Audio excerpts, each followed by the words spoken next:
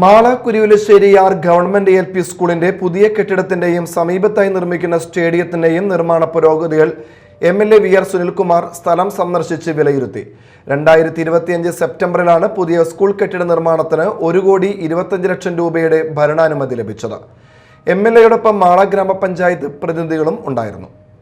അടച്ചുപൂട്ടലിനെ അഭിമുഖീകരിച്ചുകൊണ്ടിരുന്ന Kuruvilassery RVLP സ്കൂളിനെ 2021 സർക്കാർ ഏറ്റെടുത്തുകൊണ്ടുള്ള പ്രാഥമിക ഉത്തരവുണ്ടായത്. ഏറ്റെടുക്കൽ നടപടി പൂർത്തിയായത് 2023 നവംബർ മാസത്തിലാണ്.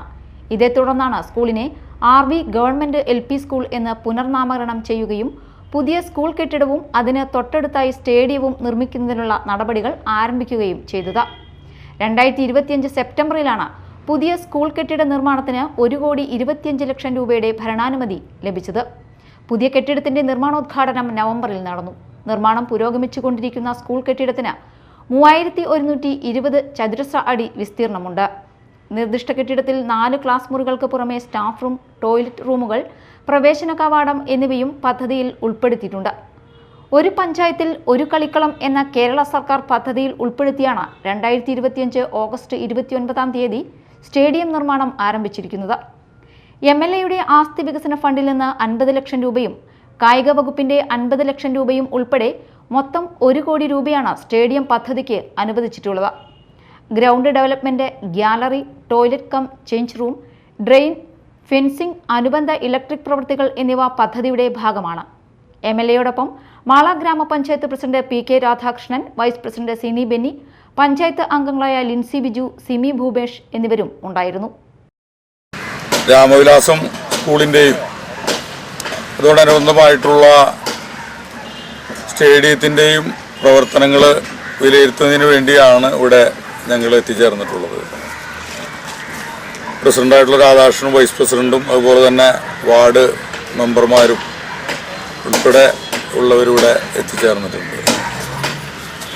കഴിഞ്ഞ ഇടതുപക്ഷ സർക്കാരിൻ്റെ കാലഘട്ടത്തിൽ പൊതുജനങ്ങളുടെയും അതുപോലെ തന്നെ ഇടതുപക്ഷ ജനാധിപത്യ മുന്നണിയുടെയും ഇവിടുത്തെ അധ്യാപകരുടെയും എല്ലാം തന്നെ അഭിപ്രായ പ്രകാരം സ്കൂള് ഗവൺമെൻറ് ഏറ്റെടുക്കുകയും അത് ഏറ്റെടുത്തതിൻ്റെ നടപടികളെല്ലാം തന്നെ പൂർത്തീകരിക്കുകയും ഇന്ന് ഇത് ഗവൺമെൻറ് സ്കൂളായിട്ട് മാറുന്ന സാഹചര്യമുണ്ടായി.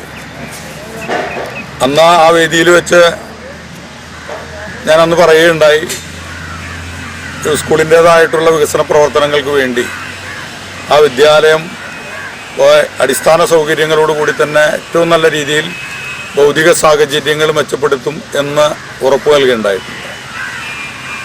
ആ ഉറപ്പ് പാലിക്കപ്പെടുന്ന രീതിയിൽ 1,25 ലക്ഷം രൂപ ചെലവഴിച്ചുകൊണ്ടാണ് ഇന്ന് ഈ ഗവൺമെൻറ് സ്കൂള് അതിൻ്റെ പ്രവർത്തനങ്ങൾ തുടക്കം കുറിച്ചിട്ടുള്ളത്.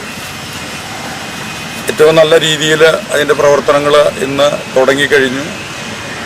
നമ്മുടെ വിദ്യാർത്ഥികൾക്ക് അവർക്ക് ഏറ്റവും നല്ല രീതിയിലുള്ള ഭൗതിക സാഹചര്യങ്ങളുമായിട്ടാണ് അതിൻ്റെ പ്രവർത്തനങ്ങൾ ഇന്ന് മുന്നോട്ട് പോകുന്നത്.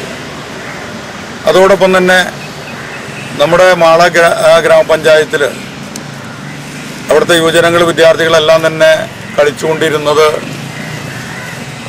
സെമിത്തേരി അതുപോലെ ശ്മശാനം ഉൾപ്പെട്ട ഗ്രൗണ്ടിലാണ്.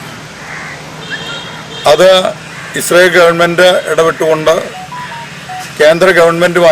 നമ്മുടെ കേന്ദ്ര ഗവൺമെൻറ്റുമായി ഇടപെടുകയും പൈതൃക പദ്ധതിയുടെ ഭാഗമായിട്ട് മാറ്റപ്പെടുകയും അതിൻ്റെ കസ്റ്റോഡിയനായിട്ട് മാള ഗ്രാമപഞ്ചായത്തിനെ ഏൽപ്പിക്കുകയും ഉണ്ടായതിൻ്റെ അടിസ്ഥാനത്തിൽ അവിടെ യാതൊരുവിധ വർക്കുകളോ മറ്റു കാര്യങ്ങളോ കളിക്കാനുള്ള അവസരങ്ങളോ ഒന്നും തന്നെ ഇല്ലാത്ത ഒരു സാഹചര്യം നമുക്ക് മാള ഗ്രാമപഞ്ചായത്തിൽ ഉണ്ടാകുകയുണ്ടായി. അതിൻ്റെ അടിസ്ഥാനത്തിൽ അന്ന് ഞങ്ങളെല്ലാവരും പറഞ്ഞു, ഇവിടെ ഒരു ഗ്രൗണ്ട് അത് യാഥാർത്ഥ്യമാക്കിയെടുക്കണം എന്നുള്ള ലക്ഷ്യത്തോടു കൂടി തന്നെ ഈ മാള ഗ്രാമപഞ്ചായത്തിലെ യുവജനങ്ങൾക്ക്, വിദ്യാർത്ഥികൾക്കെല്ലാം തന്നെ കളിക്കാനുള്ള നല്ലൊരു സ്റ്റേഡിയം വേണമെന്നുള്ള ആഗ്രഹത്തിൻ്റെ ഫലമായിട്ട് 1,25 കോടി രൂപ ചെലവഴിച്ചുകൊണ്ട് ഇന്ന് ഈ സ്കൂൾ ഗ്രൗണ്ടിൽ തന്നെ അത് പണി നടന്നുകൊണ്ടിരിക്കുകയാണ്.